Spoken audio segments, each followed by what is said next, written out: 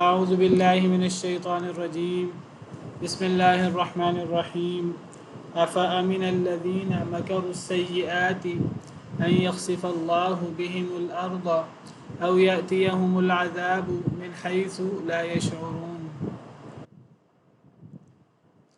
کیا پس امن میں آگے ہیں، بے خوف ہو گئے ہیں، الذین وہ لوگ مکروا السیئات جنہوں نے چالیں چلی بری، ان یخسف اللہ یہ کہ دھنسا دے اللہ تعالیٰ بہم ان کے ساتھ الارض زمین میں، اللہ انہیں زمین میں دھنسا دے، زمین پھٹے اور وہ زمین کے اندر سما جائیں، او یأتیہم العذاب یا آ جائے ان کے پاس عذاب من حیث لا یشعرون جہاں سے وہ شعور بھی نہیں رکھتے،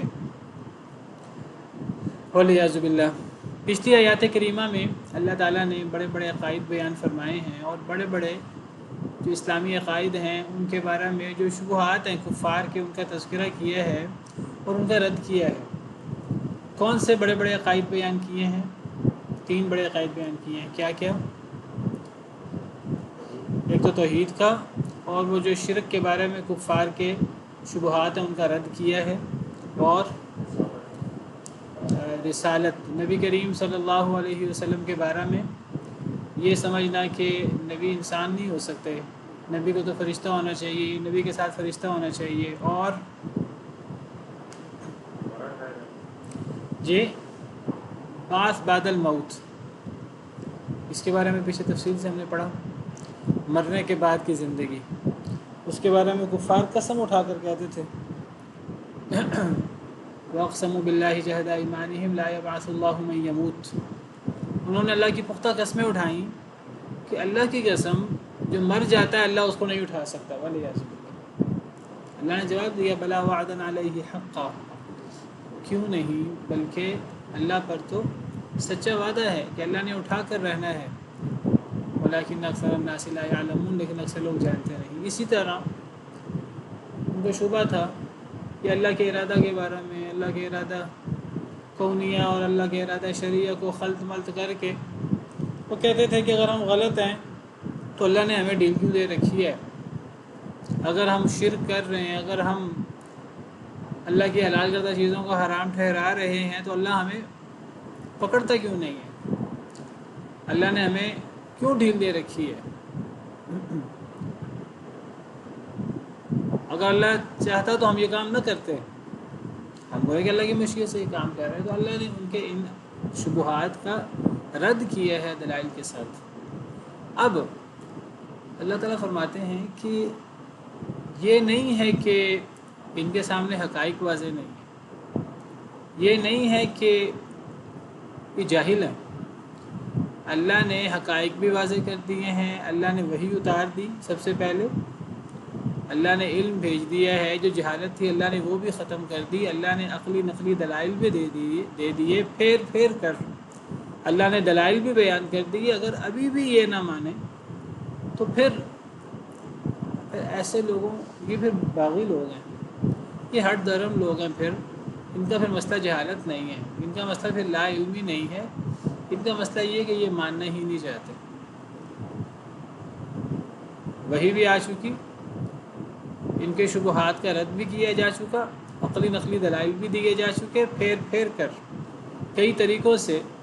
اب اگر اس کے باوجود بھی یہ انکار کرتے ہیں، کفر کرتے ہیں، نہیں مانتے، اور اس کے باوجود بھی یہ دین اسلام کے خلاف، نبی کریم صلی اللہ علیہ وسلم کے خلاف، صحابہ کرام کے خلاف چالیں چلتے ہیں اپنے تئیں، تو اللہ فرماتے ہیں نہ ڈر نہیں لگتا، یہ کس کے خلاف چالیں چل رہے ہیں؟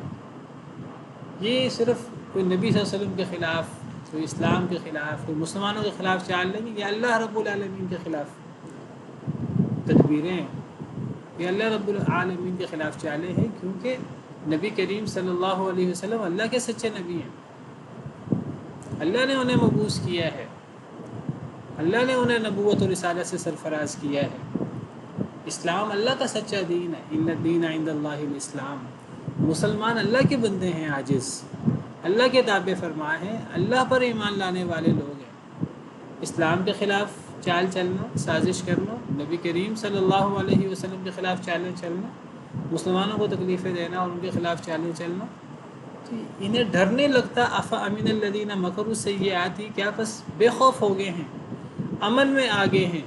امن میں آنا، بے خوف ہونا ایک ہی بات ہے۔ دیکھیے امن اور خوف ایک دوسرے کے متضاد ہے، اپوزٹ ہے۔ تو افا امینہ، کیا امن میں آ گئے ہیں، یا تو معنی کر لیں مثبت امن میں آ گئے ہیں، یا پھر خوف کا معنی کریں تو بے خوف، کیا ان کا خوف ختم ہو گیا ہے؟ کیا یہ لوگ امن میں آ گئے ہیں یا یہ لوگ بے خوف ہو گئے ہیں؟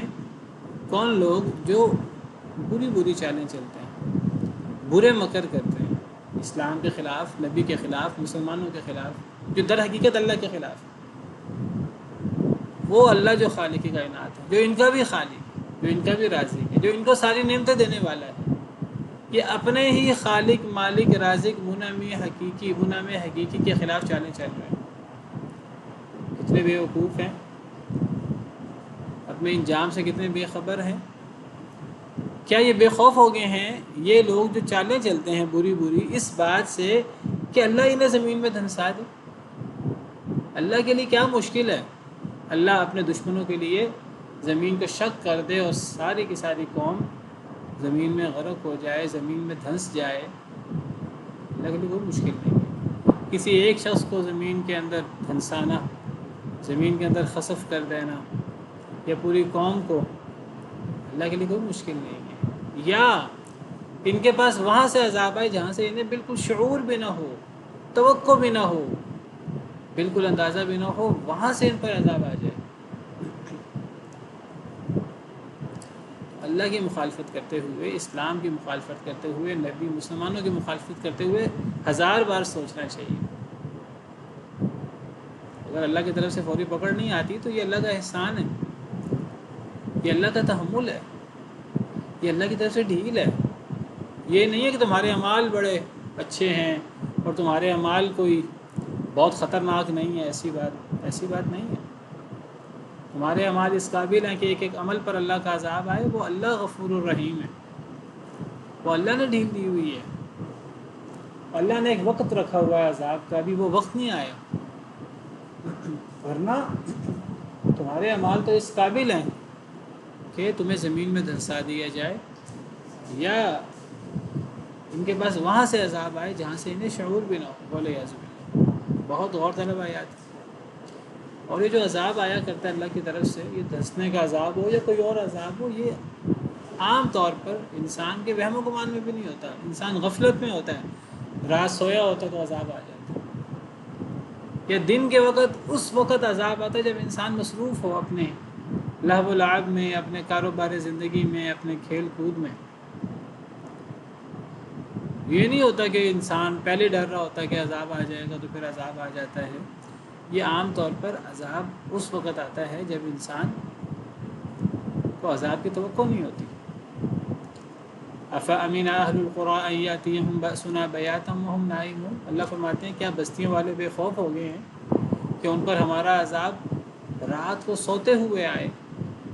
او امن اہل القری ان یاتیہم بأسنا ضحی وہم یلعبون، کیا بستیوں والے بے خوف ہو گئے ہیں کہ ان پر ہمارا عذاب چاشت کے وقت۔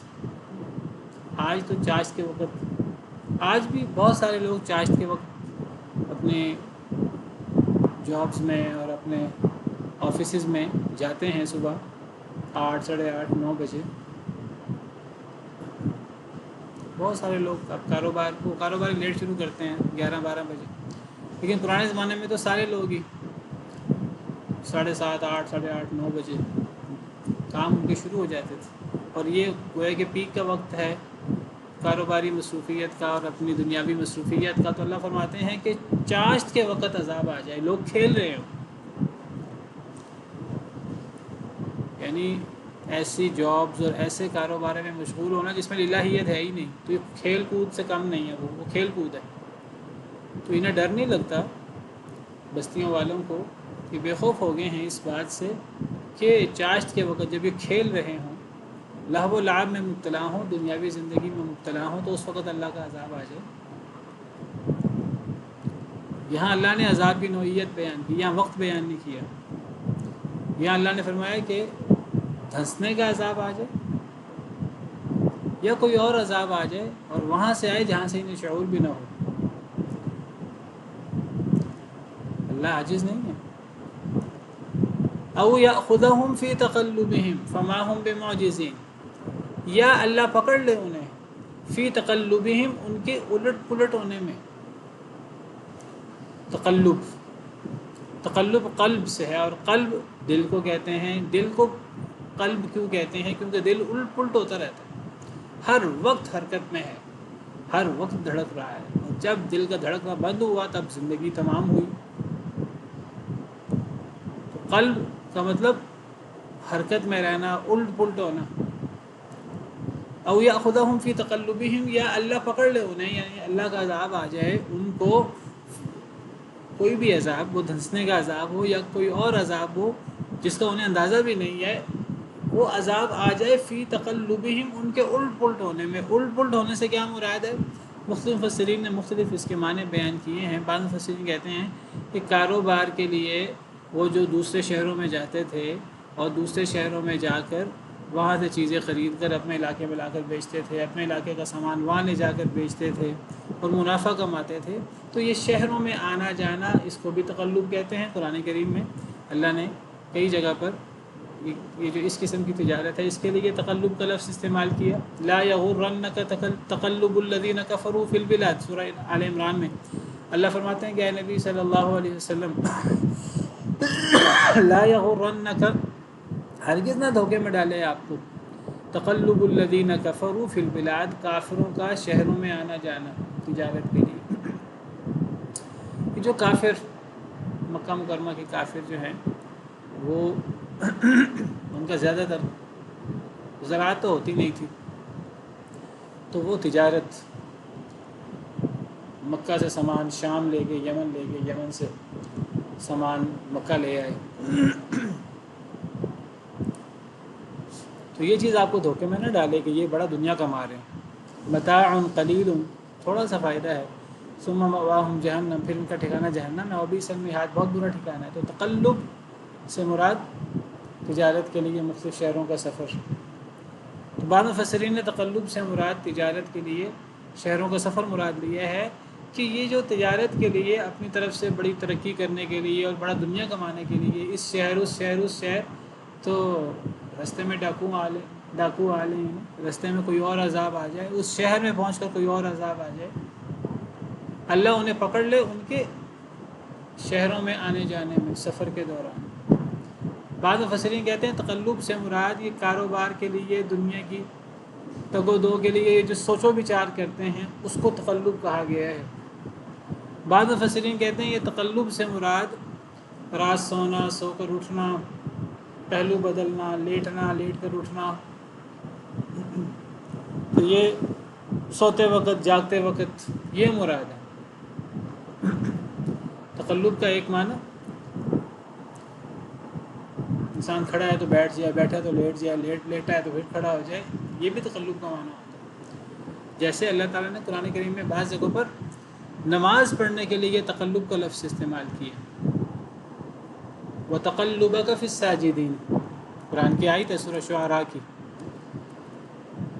تو کیا مطلب ہے یہاں وَتَقَلُّبَكَ فِي السَّاجِدِينَ؟ سورہ شعراء، وَتَوَكَّلْ عَلَى الْعَزِيزِ الرَّحِيمِ الَّذِي يَرَاكَ حِينَ تَقُومُ وَتَقَلُّبَكَ فِي السَّاجِدِينَ. اس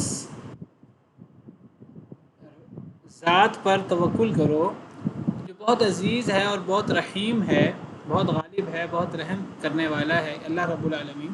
اس ذات پر توکل کیجئے، وہ ذات جو دیکھتا ہے آپ کو حین تقوم، جب آپ قیام کرتے ہیں، وَتَقَلُّبَكَ فِي السَّاجِدِينَ، اور جب آپ الٹ پلٹ ہوتے ہیں سجدے میں. آپ قیام سے رکوع میں جاتے ہیں، رکوع سے سجدے میں جاتے ہیں، پھر اٹھتے ہیں، پھر سجدے میں جاتے ہیں، پھر کھڑے ہوتے ہیں. تو اللہ غالب اور رحم کرنے والے اللہ پر توکل کیجئے جو قیام کے وقت بھی آپ کو دیکھتا ہے، رکوع سجدے میں بھی جاتے ہوئے آپ کو دیکھتا ہے. تو یہاں رکوع سجدے میں جانے کے لیے بھی تقلب کا لفظ استعمال ہوا. بعض مفسرین کہتے ہیں یہاں تقلب سے مراد او یاخذہم فی تقلبہم سے مراد کیا ہے؟ اب یہ کفار کے بارے میں بات ہو رہی ہے. کفار نماز تو پڑھتے نہیں تھے، تو یہاں تقلب سے کیا مراد لیں گے پھر؟ سونا جاگنا. انسان کھڑا ہے، بیٹھا ہے، لیٹا ہے، تو کسی بھی کیفیت میں اللہ کا عذاب آ جائے. تو تقلب کی مختلف تفسیریں کی گئی ہیں. ایک تفسیر کہ جو کاروبار کے لیے مختلف شہروں میں سفر، جیسے میں نے آپ کو سورہ آل عمران کی مثال دی، لا یغرنک تقلب الذین کفروا فی البلاد، یا کاروبار دنیا کی نعمتوں کے لیے، دنیا کے پیسہ کمانے کے لیے غور و فکر، سوچ و بچار، اس کے لیے بھی تقلب کا لفظ استعمال ہو سکتا ہے. یا پھر تقلب سے مراد اٹھنا، بیٹھنا، لیٹنا، کھڑا ہونا، سونا، جاگنا. تو کسی کیفیت میں اللہ کا عذاب آ جائے. یہ سونے کے لیے لیٹیں اللہ کا عذاب آ جائے، کھڑے ہوں اللہ کا عذاب آ جائے، یہ بیٹھیں اللہ کا عذاب آ جائے، یہ کاروبار کے لیے نکلیں اللہ کا عذاب آ جائے، یہ سمندر میں جائیں اللہ کا عذاب آ جائے، اس بری سفر کریں راستے میں ڈاکو یا کسی قسم کا اور عذاب آ جائے.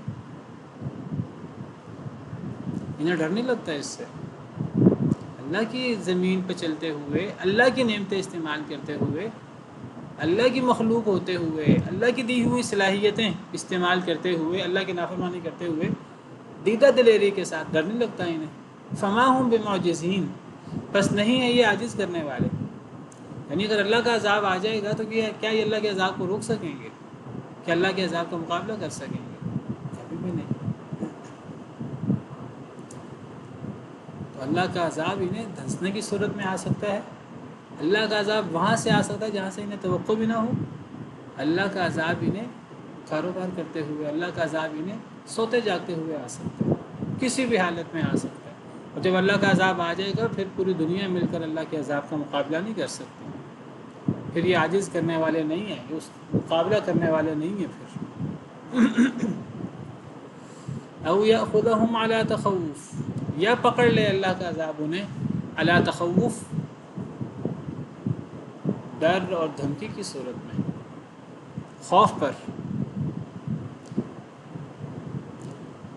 یعنی انہیں فساد کا ڈر ہو، انہیں چوروں ڈاکوؤں کی دھمکیاں ملی، قتل اور ظلم و زیادتی کی دھمکی ملی ہو دشمن کی طرف سے. یہ اللہ کا بہت بڑا عذاب ہے.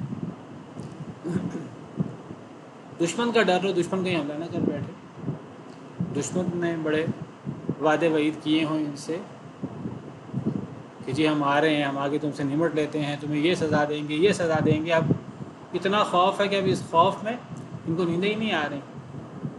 بعض مفسرین کہتے ہیں او یاخذہم علی تخوف سے مراد یا اللہ پکڑ لے، یہ بھی عذاب کی ایک صورت ہے، ڈرا دھمکا کر. بعض مفسرین کہتے ہیں او یاخذہم علی تخوف سے مراد یعنی اللہ انہیں پکڑ لے اس حال میں کہ یہ اللہ سے ڈر رہے تھے کہ اللہ کا عذاب نہ آ جائے. ہاں، کافر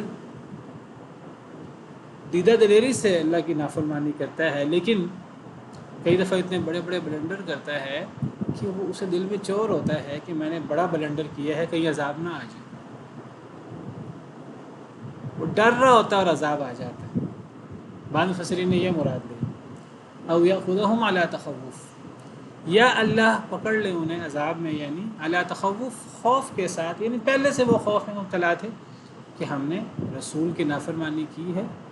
دیکھیں ان کو اندر سے تو پتہ تھا کہ یہ سچے رسول ہیں، انہیں اندر سے پتہ تھا اسلام سچا دین ہے، انہیں اندر سے پتہ تھا کہ ہم غلط ہیں. اب دنیاوی مفادات کے لیے اب ماننے کو تیار نہیں تھے زبان سے، جی ہم تو بہت زیادہ ہیں، یہ ہے وہ ہے، شبہات دیگر چیزیں. لیکن گناہ کرتے ہوئے کئی دفعہ وہ بھی ڈر جاتے تھے. ایک دفعہ بدبختوں نے نبی کریم صلی اللہ علیہ وسلم کو تنگ کرتے رہتے تھے، صحابہ کرام رضوان اللہ علیہم اجمعین کو بھی مکی دور میں.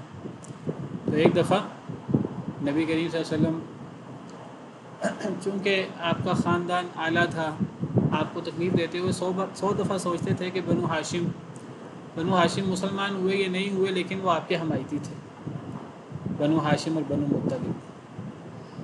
تو وہ ڈرتے تھے کہ کہیں اگر ہم کوئی زیادتی کر بیٹھیں محمد صلی اللہ علیہ وسلم پر تو بنو ہاشم ہم سے بدلہ لینے پر نہ تیار ہو جائیں. ابو طالب مسلمان نہیں ہوئے تھے، اللہ کی حکمت بالغہ تھی، شاید وہ مسلمان ہو جاتے تو ان کا ایک روب تھا کفار پر، تو مسلمان ہونے کی صورت میں وہ روب ختم ہو جاتا. بہرحال اللہ کے اپنے فیصلے ہیں. لیکن اس کے باوجود کفار موقع نکالتے رہتے تھے نبی صلی اللہ علیہ وسلم کو زبانی تکلیف دینے کا، عملی تکلیف دینے کا. ایک دفعہ پلان کیا کہ جی آج تو ایسا معاملہ کریں کہ مزہ آ جائے، آج تو خوب تنگ کریں محمد صلی اللہ علیہ وسلم کو. نماز پڑھنے کے لیے خانہ کعبہ میں آتے ہیں، سجدے میں جائیں تو کوئی بندہ جو ہے، کوئی بندہ وہ اونٹ کی اوجری لائے اور ان جب سجدے میں جائیں تو ان کے پیٹھ پر ڈال دے تو یہ اٹھ ہی نہ سکے. اور یہ سوچا اور پھر انہوں نے اس پر عمل بھی کیا. نبی کریم صلی اللہ علیہ وسلم سجدے میں گئے ہیں، وہ جاہل بدبخت نے جو ہے وہ اونٹ کی اوجری لایا اور آپ کی پیٹھ ہمارے پر ڈال دی. اب آپ اٹھ نہیں پا رہے. اب وہ کافر سارے وہ ہنس ہنس کر لوٹ پوٹ ہو رہے ہیں، ادھر گر رہے ہیں ادھر گر رہے ہیں، مذاق اڑا رہے ہیں. سیدہ فاطمہ آئیں یا حضرت ابوبکر صدیق، حضرت فاطمہ شاید آئیں اور آ کر جو ہے وہ نبی صلی اللہ علیہ وسلم کو اس تکلیف سے یعنی یہ وہ اوجری وغیرہ اتاری. نبی کریم صلی اللہ علیہ وسلم سر اٹھایا، نماز مکمل کی اور پھر آپ نے بد دعا کی ان کفار کے لیے نام لے لے کر. اب وہ ڈر گئے سارے. وہی تو انہیں اس بات کا ڈر تھا کہ مکہ مکرمہ میں دعا قبول ہوتی ہے، اور انہیں اس بات کا بھی پتہ تھا کہ نبی کریم صلی اللہ علیہ وسلم کی دعا بھی قبول ہوتی ہے. یہ سب کے سب لوگ پھر بدر کے اندر مارے گئے، اللہ کے غضب کا شکار ہوئے. ایک دفعہ نبی کریم صلی اللہ علیہ وسلم نے ربیعہ بن ابو لہب یا عتبہ بن ابو لہب، آپ کو چچا زاد بھائی تھا، اس کے لیے بد دعا کی کہ اللہ کے کتوں میں سے اللہ کوئی کتا اس پہ مسلط کر دے. اب وہ ڈرتا رہتا تھا ہر وقت کہ محمد نے بد دعا کی ہے اور ان کی بد دعا لگ جاتی ہے، ان کی دعا قبول ہوتی ہے اللہ کے یہاں. تو عذاب کی ایک صورت یہ بھی ہے کہ ایک انسان کوئی ایسا عمل کرے، اللہ کا نافرمان ہو، ایسا عمل کرے کہ وہ اسے پتہ ہو میں نے زیادہ بڑا گناہ کیا ہے، لیکن اللہ کی طرف سے توفیق نہ ہو ایمان لانے کی. وہ ایمان تو نہ لائے لیکن وہ ڈرتا رہے کہ مجھ پر عذاب آ جائے گا اور پھر عذاب آ جائے. جیسے میں نے آپ کو عتبہ کی مثال دی ہے، وہ ڈرتا تھا. اب وہ سفر پہ گیا اپنے ساتھیوں کے ساتھ، تو سفر میں جاتے جاتے پڑاؤ ڈالا تو راستے میں شیر نظر آیا. تو وہ کہنے لگا، اس کو نبی صلی اللہ علیہ وسلم کی بد دعا یاد آ گئی. وہ کہنے لگا کہ یہ تو اب محمد نے مجھے بد دعا دی ہے، اب وہ بد دعا پوری ہوگی. اب وہ اتنے زیادہ لوگ تھے، شیر تو بھاگ گیا. اب وہ سب لوگوں نے اپنا سامان سیٹ کیا اور قافلے والوں نے، قافلے کی صورت میں سفر کرتے تھے، اور اس کو درمیان میں لٹایا. ارد گرد بہت سارے لوگ لیٹے ہوئے ہیں. اب وہ رات سویا ہوا ہے تو درمیان میں رات کو شیر آیا اور سب کو پھلانگ کر اسی کو اس کی گردن پکڑ کے اس کو لے گیا اور اس کو قتل کیا. تو بہرحال انہیں عذاب کی ایک صورت یہ ہے کہ کسی نے ایسا گناہ کیا ہو اور ایسی اللہ کی نافرمانی کی ہو کہ وہ ڈر میں مبتلا ہو، اور پھر اسی ڈر میں اسے اللہ کا عذاب بھی آ جائے. او یاخذہم علی تخوف کی ایک تفسیر یہ بھی ہے، او یاخذہم علی تخوف، یا اللہ پکڑ لے انہیں خوف کے اوپر، یعنی وہ پہلے ہی ڈر رہے ہوں کہ ہم پر عذاب آئے گا اور واقعی عذاب آ جائے. یعنی اللہ کا نافرمان بھی کئی دفعہ اتنا بڑا بلنڈر کرتا ہے کہ وہ اندر سے، منہ سے نہیں اظہار کرتا، اندر سے ڈر رہا ہوتا ہے، اور پھر جس چیز سے وہ ڈر رہا ہوتا ہے اور واقعی عذاب آ جاتا ہے. فَإِنَّ رَبَّكُمْ لَرَؤُوفٌ رَحِيمٌ، پس بے شک تمہارا رب البتہ بہت شفقت کرنے والے، رحیم بہت رحم کرنے والے. اللہ تعالیٰ نے دھمکیاں دی ہیں، عذاب کی وعیدیں سنائی ہیں مختلف صورت میں کہ اللہ زمین میں دھنسا دے. یہ جو لوگ پیچھے اللہ نے عقائد بیان کیے، دلائل بیان کیے، جو ان عقائد کو نہیں مانتے، ان دلائل کو نہیں مانتے، جو پھر بھی کفر، انکار پر، تکبر پر ڈٹے ہوئے ہیں، تو اللہ کے عذاب سے انہیں ڈرنا چاہیے. یہ جو برے مکر کرتے ہیں انہیں ڈرنا چاہیے کہ کہیں زمین میں اللہ انہیں دھنسا نہ دے، انہیں وہاں سے عذاب نہ آ جائے جہاں سے انہیں شعور نہ ہو، انہیں تجارت میں یا انہیں سوتے جاگتے انہیں اللہ کا عذاب آ جائے، یا پھر یہ پہلے سے ڈر رہے ہوں تو اللہ کا عذاب آ جائے، یا ڈراوے دھمکی کا عذاب. دوسری تفسیر تو اللہ نے عذاب کی مختلف صورتیں بیان کی. یہ سب ان صورتوں میں سے کوئی صورت بھی پوری ہو سکتی ہے، یا اور بھی کوئی صورت، او یاتیہم العذاب من حیث لا یشعرون، وہاں سے عذاب آ جائے جہاں سے یہ شعور بھی نہ رکھیں، اس میں اب سینکڑوں صورتیں آ سکتی ہیں۔ یہ سب صورتیں بیان کر کے پھر اللہ فرماتے ہیں کہ آپ کا رب تو بڑا شفقت کرنے والا، رحم کرنے والا ہے۔ عذاب کی صورتیں بیان ہو رہی ہیں اور آخر میں اللہ فرماتے ہیں، اسی آیت میں اللہ عذاب کا ذکر کر رہے ہیں اور اسی آیت کا اختتام ہو رہا ہے فَإِنَّ رَبَّكُمْ لَرَءُوفٌ الرَّحِيمٌ، تمہارا رب تو البتہ اِنَّا، یہ بھی زور یعنی یقین پیدا کرنے کے لیے، لَرَءُوفٌ لام زبر لا، یہ بھی تاکید کا، اور رؤوف مبالغہ کا صیغہ اور رحیم بھی مبالغہ کا صیغہ، بے شک تمہارا رب البتہ بہت ہی شفقت کرنے والا ہے، بہت ہی رحم کرنے والا ہے۔ تو کیا تعلق ہوا پیچھے عذاب کا اور آگے اللہ کی شفقت اور رحمت کا؟ جی سوال سمجھ میں آیا ہے؟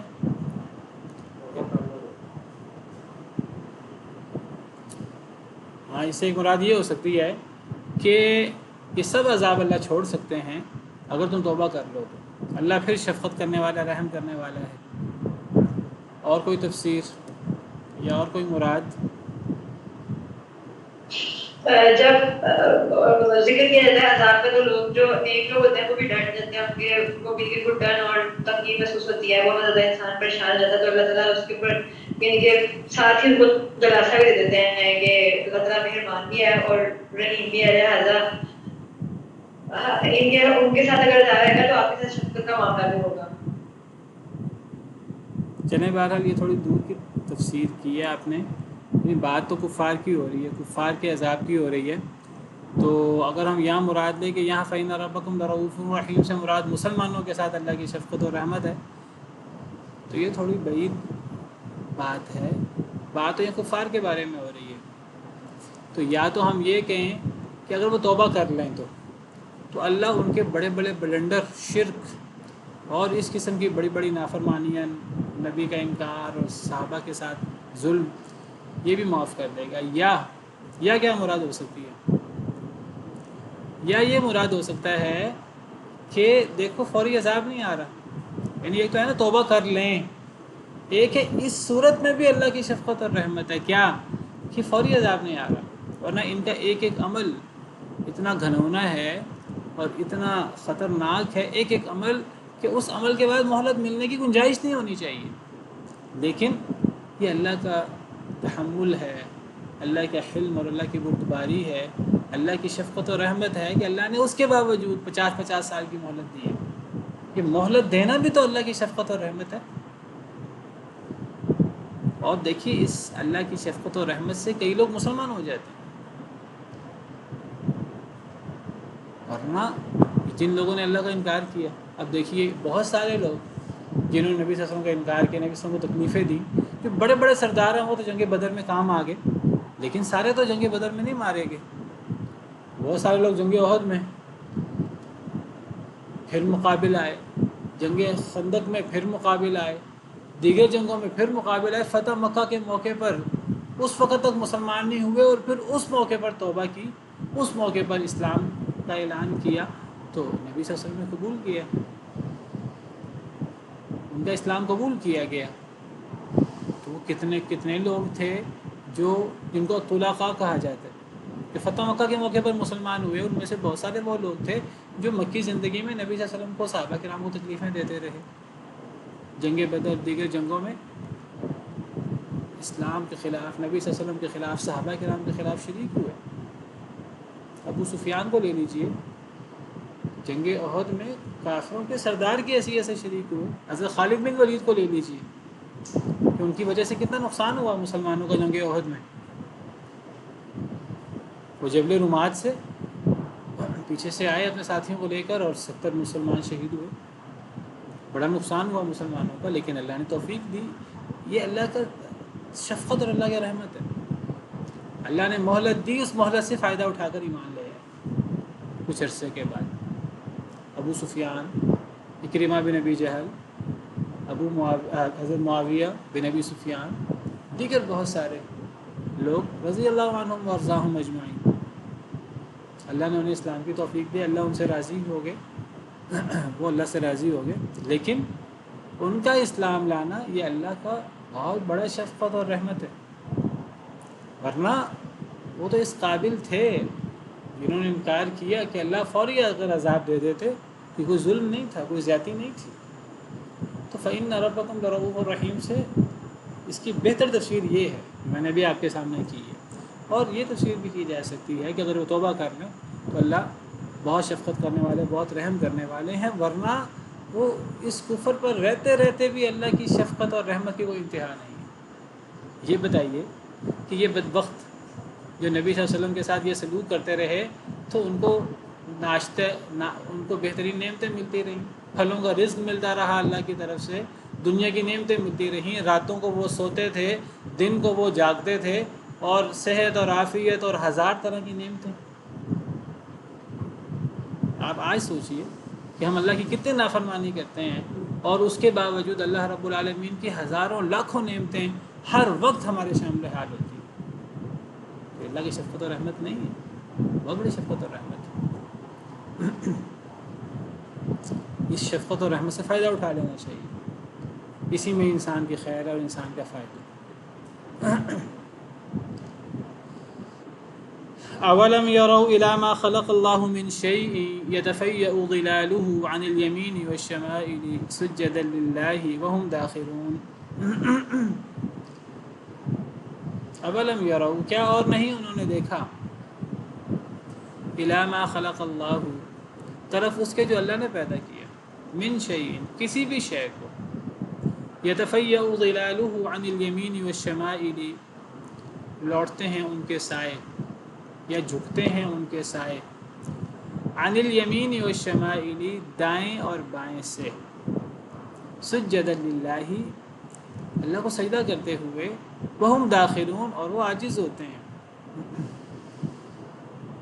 اللہ فرماتے ہیں کہ تم کس اللہ کی نافرمانی کر رہے ہو، کس رؤوف الرحیم کو للکار رہے ہو، اور کس عظیم شان والے رب کی نافرمانی کر رہے ہو۔ وہ اللہ تو اتنی شان والا ہے، اتنا عظیم ہے اس کی کبریائی، کہ کیا انہوں نے نہیں دیکھا اس کی طرف جسے اللہ نے پیدا کیا، کسی بھی شے کو، یعنی اللہ کی تمام مخلوق کو، کیا یہ نہیں دیکھتے؟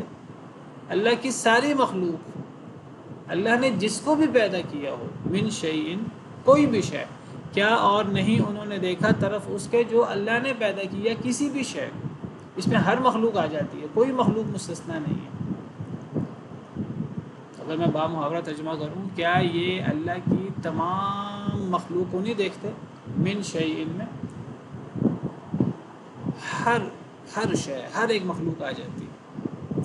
کیا نہیں وہ انہوں نے دیکھا طرف اس کے جو اللہ نے پیدا کیا کسی بھی شے کو، کیا یتفیأ ظلالہ، کہ لوٹتے ہیں اس کے سائے، یعنی کیا یہ لوگ نہیں دیکھتے کہ جس کو بھی اللہ نے پیدا کیا ہے، جو بھی اللہ کی مخلوق ہے، اور اللہ کے علاوہ ہر چیز اللہ کی مخلوق ہے، اللہ کے علاوہ ہر چیز اللہ کی مخلوق ہے، تو اللہ تعالیٰ فرماتے ہیں کہ کیا یہ کفار جو اللہ پر ایمان نہیں لاتے اور اللہ کی نافرمانی کرتے ہوئے انہیں ڈر نہیں لگتا، تو یہ اللہ کی عظمت کو نہیں دیکھتے کہ اللہ کی اس مخلوق کو جسے بھی اللہ نے پیدا کیا ہے، اللہ کی ساری مخلوق کو یہ نہیں دیکھتے کہ اس مخلوق کے سائے لوٹتے ہیں دائیں سے بھی اور بائیں سے بھی، سجدا للہ، اللہ کو سجدہ کرتے ہوئے،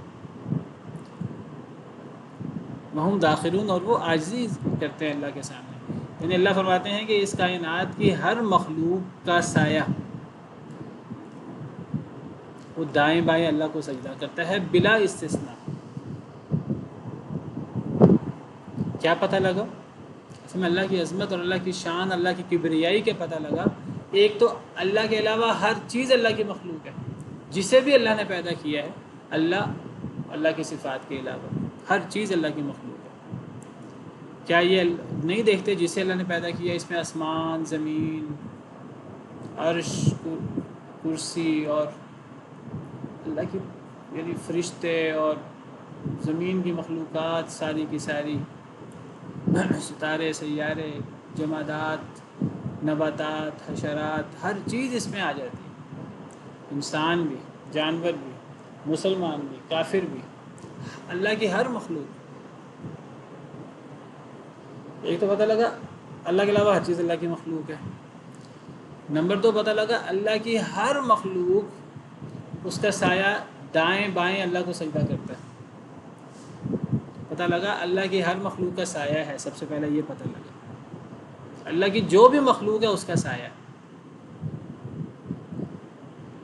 تیسری بات کا پتہ لگا کہ وہ اللہ کو سجدہ کرتا ہے. سایہ یا دائیں سجدہ کرتا ہے یا بائیں سجدہ کرتا ہے. دائیں بائیں سجدہ کرنے سے کیا مراد ہے؟ میں صرف سمجھانے کے لیے جو چیزیں ہمارے سامنے ہیں ہم تو اس کی بات کریں گے. ہمارے سامنے سائے کی وجہ بنیادی سورج ہے. سورج بھی اللہ کی مخلوق ہے. سورج کی وجہ سے سایہ ہوتا ہے. الم تر الی ربک کیف مد الظل. سورہ فرقان میں اللہ فرماتے ہیں کہ اے نبی صلی اللہ علیہ وسلم، کیا آپ نے نہیں دیکھا کیسے اللہ تعالیٰ نے سائے کو لمبا کر دیا.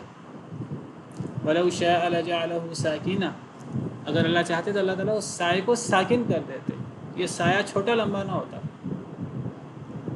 یہ سایہ کبھی دائیں ہے، کبھی بائیں ہے، کبھی چھوٹا ہے، کبھی لمبا ہے. اگر اللہ چاہتا تو سایہ ایک جیسا ہوتا ہمیشہ. کیونکہ اللہ کی قدرت ہے عظیم کہ سایہ چھوٹا بڑا ہوتا رہتا ہے، دائیں بائیں ہوتا رہتا ہے.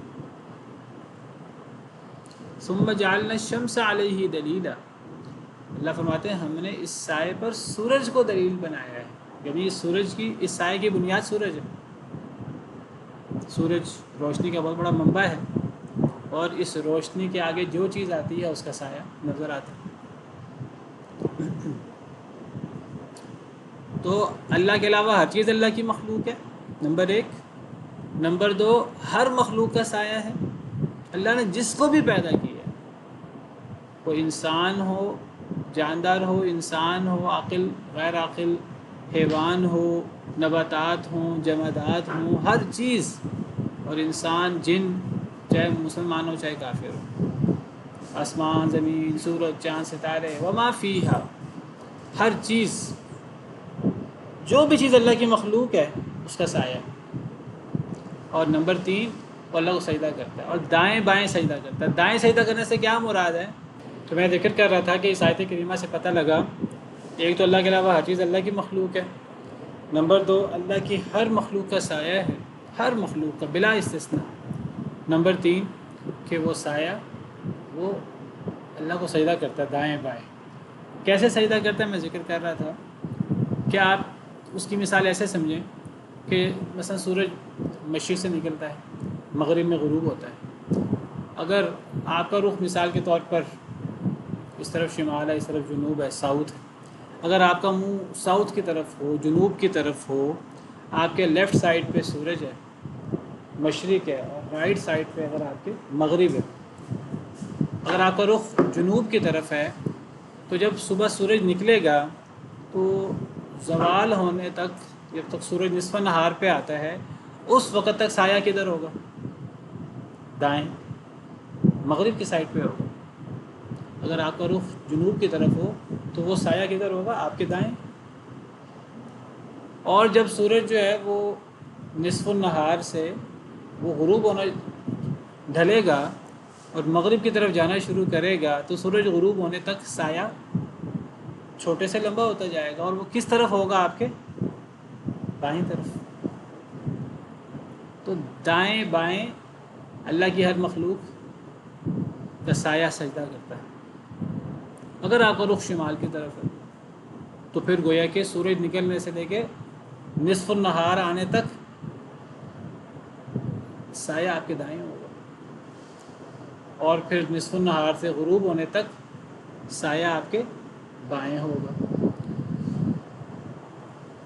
تو سایہ ایک جگہ نہیں رہتا، وہ دائیں بائیں ہوتا ہے، مخالف سمت میں ہوتا ہے، اور وہ گھٹتا بڑھتا رہتا ہے. اور یہ چیز ہر مخلوق کے ساتھ بشمول جمادات، حشرات، نباتات، حیوانات، انسان، جن، ہر چیز کا سایہ ہے. اللہ کی ہر مخلوق کا سایہ ہے، چاہے وہ مسلمان ہوں، چاہے وہ کافر ہوں، انسان، چاہے وہ ولی ہوں، چاہے وہ نبی ہوں، رسول ہوں. چاہے وہ فرشتے ہوں، ہر اللہ کی مخلوق کا سایہ ہے۔ کچھ لوگ کہتے ہیں جی اللہ کے نبیوں کا سایہ نہیں ہوتا، دلیل چاہیے اس بات کی۔ قرآن کی آیت تو کہتی ہے کہ اللہ کی ہر مخلوق کا سایہ، کیونکہ اولم یروا الی ما خلق اللہ من شیء، ذرا غور کیجئے، کیا اور نہیں انہوں نے دیکھا الی ما خلق اللہ، طرف اس کے جو اللہ نے جس کو پیدا کیا، من شیء، کسی بھی شے، یعنی اللہ کی ہر مخلوق اس میں آ جاتی ہے۔ اللہ فرماتی ہے اللہ کی ہر مخلوق کو کیا وہ نہیں دیکھتے کہ اس کا سایہ دائیں بائیں وہ سجدہ کرتے ہوئے لوٹتا ہے یا جھکتا ہے۔ یہ تفیع کا مطلب جھکنا، وہ جھکتا ہے،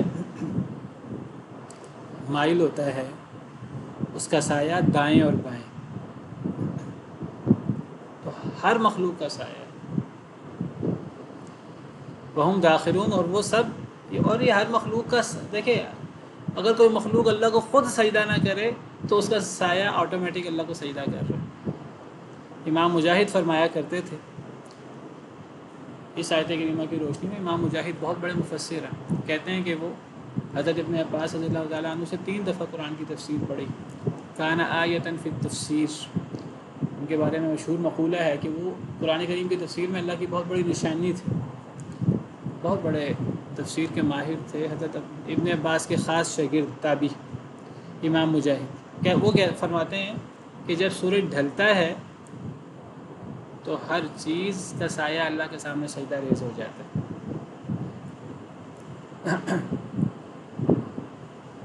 یہ اللہ کے سامنے عاجزی ہے، کوئی مانے یا نہ مانے کہ اللہ کی عظمت اللہ کی شان ہے، کوئی خود اللہ کے سامنے جھکنے سے انکار کرے تو اس کا سایہ تو جھکا ہی ہوا ہے،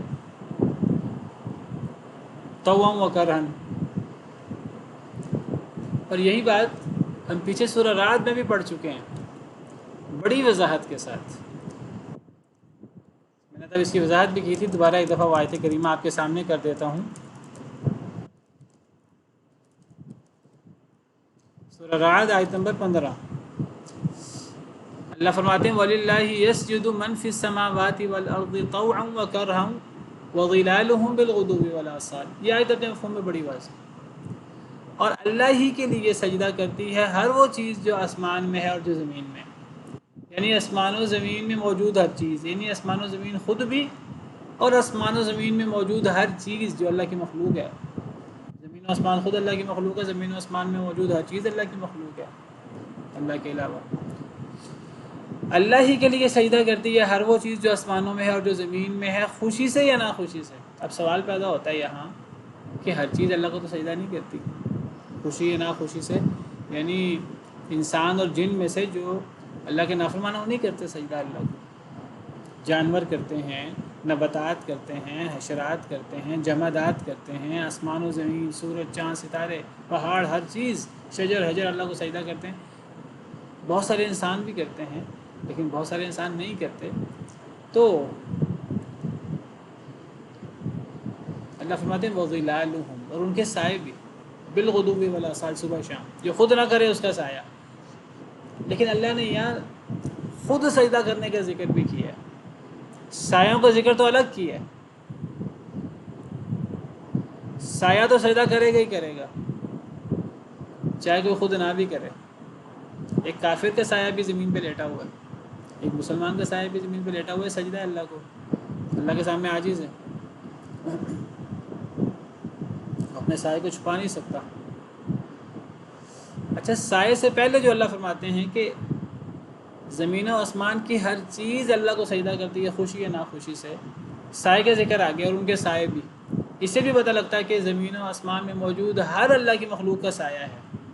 اللہ نے بالعموم سائے کا ذکر کیا، صبح شام، صبح کو مغرب کی طرف سایہ ہوتا ہے اور شام کو مشرق کی طرف سایہ ہوتا ہے، سورج کے اپوزٹ، صبح شام سائے ان کے ہوتے ہیں اور وہ اللہ کو سجدہ کرتے ہیں۔ لیکن یہاں اللہ نے سایوں کے علاوہ بھی سجدہ کرنے کا ذکر کیا، طوعا و کرہن، اور اس میں زمین و آسمان کی ہر مخلوق مراد نہیں، باقی تو ہر مخلوق، وہ اللہ کی تابع فرما ہے، اس کے پاس اختیار نہیں ہے، طوعا و کرہن اللہ کو سجدہ کرتی ہے، انسان تو سارے نہیں کرتے۔ تو سائے کی بات تو سمجھ آ گئی، سائے کے علاوہ کیسے ہر انسان اور ہر جن وہ بھی زمین و آسمان میں بسنے والی ہر چیز میں آتے ہیں، تو وہ سارے انسان تو سجدہ نہیں کرتے، سارے جن تو سجدہ نہیں کرتے، تمام وقر تو سائے تو کرتے ہیں، تو سائے سے پہلے کیا مراد لیں گے؟ تمام وقر جو کافر نہیں کرتے، سجدہ کرنے سے مراد اللہ کے حکم کے تابع ہیں، اللہ کے تشریعی احکامات کے تابع نہ ہوں تو تکوینی احکامات کے تابع ہیں۔ اللہ مارنا چاہیں تو مرنے سے انکار کر سکتے ہیں، اللہ بیمار کرنا چاہیں بیمار ہونے سے بچ سکتے ہیں، یہ بھی اللہ کے سامنے سجدہ کرنا اور اللہ کے سامنے تابع ہونا ہے۔ واللہ اعلم۔ اور سائے تو کرتے ہی کرتے ہیں۔ پھر چلیں وقت ختم ہو گیا، اسی پر بس کرتے ہیں۔ سبحان ربک رب العزت عما یصفون وسلام علی المرسلین والحمد للہ رب العالمین۔ یہ جو آیت کریمہ ہم پڑھ رہے ہیں اس میں بھی اگلی آیت میں ہر چیز کا اللہ کو سجدہ کرنے کا ذکر ہے، کل انشاءاللہ پڑھتے ہیں۔